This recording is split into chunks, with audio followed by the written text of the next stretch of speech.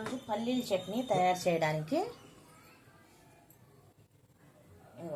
ముందుగా 100 గ్రామ్ పల్లీలు, దానికి 10 పచ్చిమిర్చి, వెల్లుల్లి రెబ్బలు, జీలకర్ర, కొంచెం చింతపండు, 2 టమాటాలు.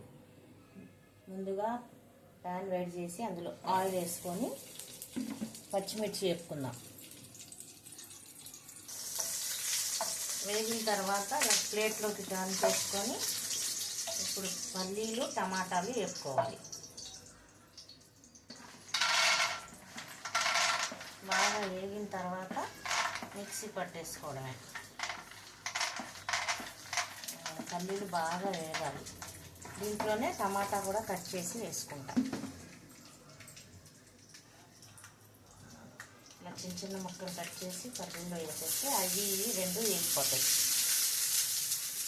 వేగిన తర్వాత తీసి మిక్సీ పట్టుకోవడమే. నచ్చితే లైక్ చేసి సబ్స్క్రైబ్ చేసుకో. జీలకర్ర కూడా వేసి కొంచెం వేగనిచ్చి తీసి దింపేసుకోవడమే.